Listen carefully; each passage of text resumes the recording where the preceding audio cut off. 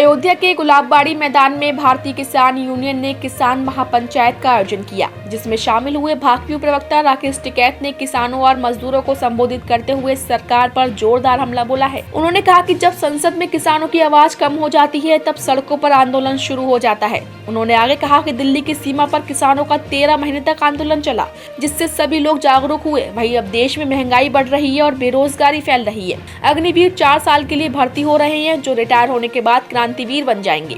राकेश टिकैत ने कहा कि जब तक सरकार से जनता सवाल जवाब नहीं करेगी तब तक कुछ नहीं होगा। जो सत्ताधीश लोग हैं उनसे सवाल करना जरूरी है।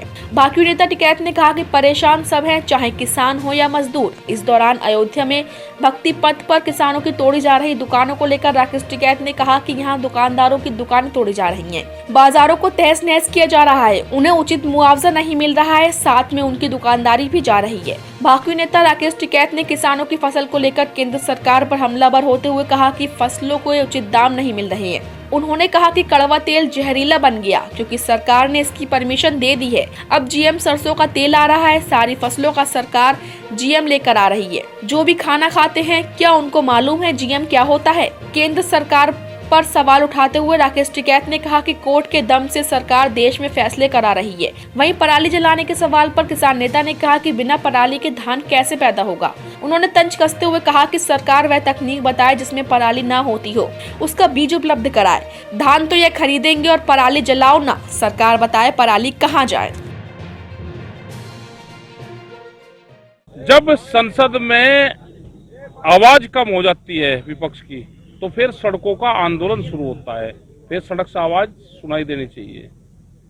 दिल्ली का 13 महीने आंदोलन चला, सब लोग जागरूक हो गए। जिस तरह से महंगाई बढ़ रही है, जिस तरह से बेरोजगारी फैल रही है, अग्निवीर 4 साल के लिए अग्निवीर भर्ती हो गए, वे रिटायर होने के बाद में क्रांतिवीर बन के आएंगे। इनसे सवाल जवाब जब तक जनता नहीं करेगी, जो सत्ताधीश लोग हैं इनसे सवाल करने और सीख लो, इनके घरों पर जाकर सवाल करो, क्योंकि तंग सब हैं।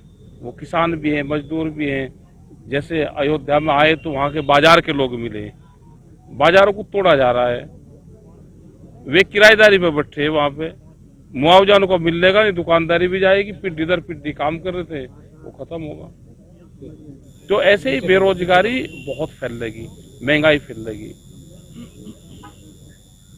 फसलों के दाम नहीं मिल रहे, कड़वा तेल जहरीला तेल बन गया। अब उसकी परमिशन भारत सरकार ने दे दी, जीएम सरसों आएगी, उसके बाद में वेजिटेबल्स आएगी, सारी फसलों को ये जीएम लेकर आएंगे।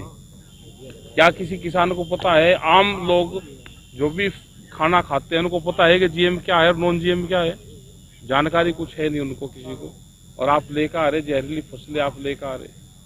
कोर्ट के माध्यम से देश में फैसले करवा रहे। ये बगैर पराली के धान कैसे पैदा होगा वो टेक्नोलॉजी बता दो, वो बीज हमको भी दे दो।